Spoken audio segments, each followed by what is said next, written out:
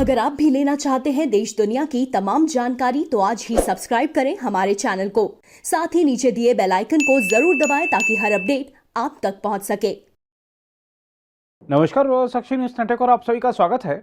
महाराष्ट्र की राजनीति में अक्सर नए मोड़ आते रहते हैं या नए घटनाक्रम होते रहते हैं। आज की रिपोर्ट में हम बात करेंगे राष्ट्रवादी कांग्रेस पार्टी में मचे नए तूफान की और महाराष्ट्र सरकार में शामिल एक मंत्री के सनसनीखेज दावे की। सबसे पहले बात करते हैं राष्ट्रवादी कांग्रेस पार्टी की। अभी हाल ही में राष्ट्रवादी कांग्रेस पार्टी के अध्यक्ष शरद पवार ने अपनी बेटी और सांसद सुप्रिया सुले को पार्टी का कार्यकारी अध्यक्ष नियुक्त कर महाराष्ट्र की जिम्मेदारी सौंपी थी। पवार ने इसके साथ ही वरिष्ठ नेता प्रफुल्ल पटेल को भी कार्यकारी अध्यक्ष बनाकर उन्हें अन्य राज्यों की जिम्मेदारी दी थी। उस समय अजीत पवार के बारे में कहा गया था कि वह महाराष्ट्र विधानसभा में नेता प्रतिपक्ष पद पर हैं, इसलिए वह वही काम करते रहेंगे। पार्टी ने यह भी कहा था कि अजीत पवार की राष्ट्रीय स्तर पर पार्टी में कोई भूमिका निभाने की इच्छा नहीं है और वह महाराष्ट्र की राजनीति ही करना चाहते हैं, इसलिए वह नेता प्रतिपक्ष जैसी महत्वपूर्ण भूमिका में बने रहेंगे। उस दौरान अजीत पवार ने खामोश मन से जिस तरह शरद पवार का निर्णय स्वीकारा था, उससे माना गया था कि एनसीपी में उत्तराधिकार के मुद्दे को हल कर लिया गया है। लेकिन अब जिस तरह से अजीत पवार ने अपने मन की बात सामने रखी है, उससे स्पष्ट हो गया है कि भतीजे को यह कतई मंजूर नहीं है कि चाचा के साथ मिलकर उन्होंने जिस पार्टी को खड़ा किया था उसकी कमान वह अपनी बेटी को सौंप दें।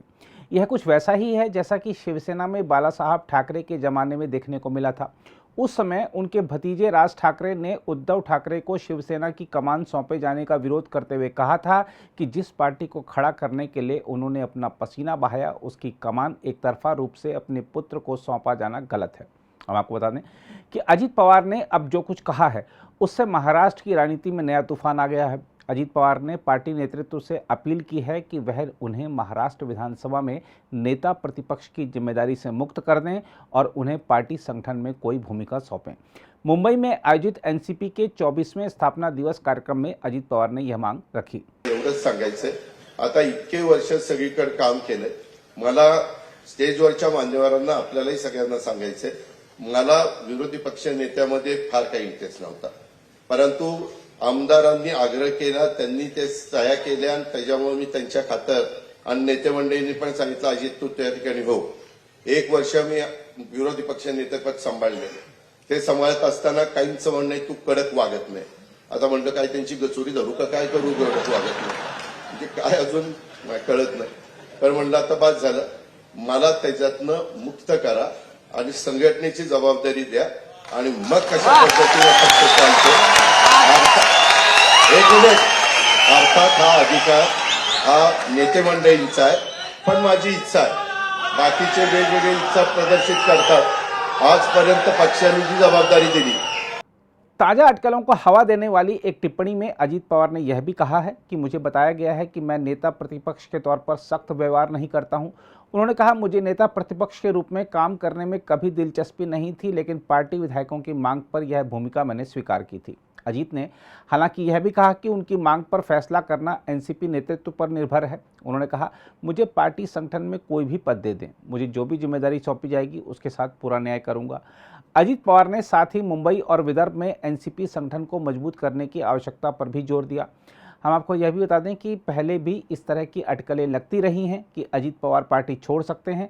जब पिछले दिनों शरद पवार ने एकाएक एनसीपी अध्यक्ष पद से इस्तीफा दे दिया था, तब अजीत पवार ने उनके इस्तीफे का स्वागत भी किया था, लेकिन बाद में पार्टीजनों के मनाए जाने पर शरद पवार ने अपना इस्तीफा वापस ले लिया था। अजीत पवार पिछले विधानसभा चुनाव के बाद बीजेपी के साथ जाकर उप मुख्यमंत्री पद की शपथ भी ले चुके हैं। हालांकि वह सरकार चल नहीं पाई थी और फिर बाद में वह पार्टी में लौट आए थे और उद्धव ठाकरे की सरकार में एनसीपी कोटे से कैबिनेट मंत्री बने थे। दूसरी ओर महाराष्ट्र की सियासत से ही जुड़ी एक अन्य बड़ी खबर की बात करें तो महाराष्ट्र के कैबिनेट मंत्री दीपक केसरकर ने दावा किया है कि अगर पिछले साल शिवसेना नेतृत्व के खिलाफ बगावत नाकाम होती तो मुख्यमंत्री एकनाथ शिंदे खुद को गोली मार लेते। केसरकर ने आरोप लगाया कि उद्धव ठाकरे के मंत्रिमंडल में मंत्री रहे एकनाथ शिंदे का पिछले साल शिवसेना के स्थापना दिवस 19 जून पर अपमान किया गया था। महाराष्ट्र में स्कूल शिक्षा मंत्री केसरकर ने कहा है कि मुख्यमंत्री शिंदे सच्चे शिव सैनिक हैं। उन्होंने कहा, शिंदे साहब सच्चे इंसान और सच्चे शिव सैनिक हैं। शिंदे ने कहा था कि अगर मेरा विद्रोह विफल हो गया तो मैं सभी बागी विधायकों को वापस भेज देता। मैं मातोश्री, जो कि उपनगरीय बांद्रा में ठाकरे परिवार का निजी आवास है, वहां फ़ोन करता और कहता कि मैंने गलती की, विधायकों की गलती नहीं है, और तब मैं अपने सिर में गोली मार लेता। मंत्री के बयान पर राज्यसभा सदस्य संजय राउत ने कहा, पुलिस को दीपक केसरकर को हिरासत में लेना चाहिए क्योंकि कोई आत्महत्या करने के बारे में सोच रहा है और केसरकर इससे अवगत हैं।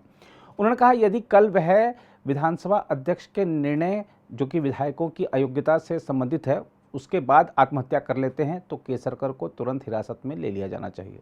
हम आपको याद दिला दें कि पिछले साल 20 जून को शिंदे सहित शिवसेना की 40 विधायकों ने नेतृत्व के खिलाफ बगावत कर दी थी, जिससे पार्टी में विभाजन हो गया था और उद्धव ठाकरे के नेतृत्व वाली महाविकास आघाड़ी सरकार गिर गई थी। कुछ दिनों बाद शिंदे ने भारतीय जनता पार्टी के समर्थन से नए मुख्यमंत्री के रूप में पदभार संभाला था। अगर आप भी लेना चाहते हैं देश दुनिया की तमाम जानकारी तो आज ही सब्सक्राइब करें हमारे चैनल को। साथ ही नीचे दिए बेल आइकन को जरूर दबाएं ताकि हर अपडेट आप तक पहुंच सके।